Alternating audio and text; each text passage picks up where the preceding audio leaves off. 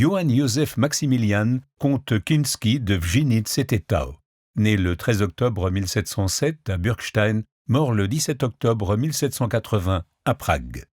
Johann Joseph Maximilian, comte Kinsky de Wżeniec-Tetał, né le 13 octobre 1705 à Bürgstein, est un représentant typique de l'esprit d'entreprise aristocratique qui découle de la politique mercantiliste de l'absolutisme du XVIIIe siècle. Dans ses propriétés, le comte ne cesse d'appliquer les principes politiques et économiques du centralisme absolutiste.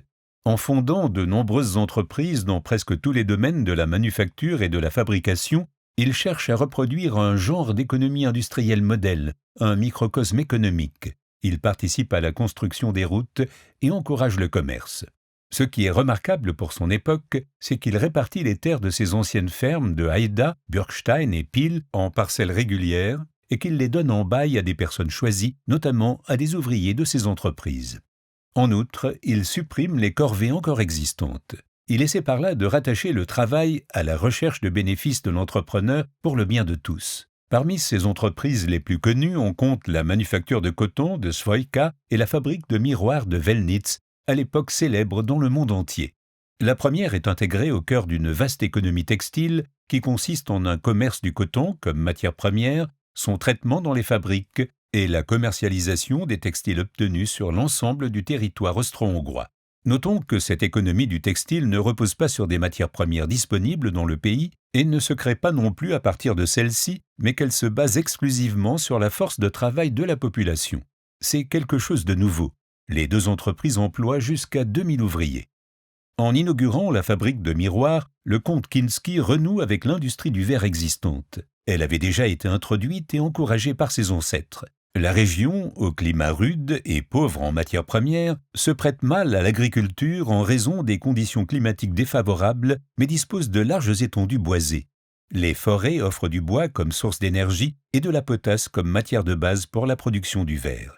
Le sable, une autre matière de base importante, est également disponible en quantité suffisante.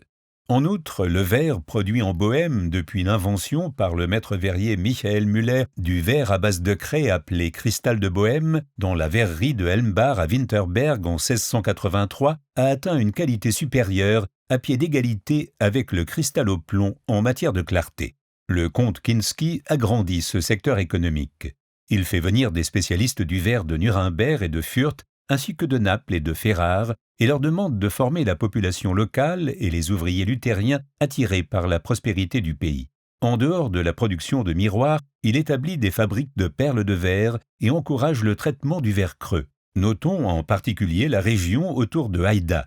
Village fondé en 1702 autour de la ferme Heider-Meyerhof, Haida se développe si bien grâce à la politique économique du comte, mise à disposition de terres, encouragement de la production et de l'affinage du verre en faisant appel à du personnel spécialisé, rattachement à la route nationale reliant Jungbunzlau à Prague, que l'impératrice Marie-Thérèse lui octroie le statut de ville dès 1757.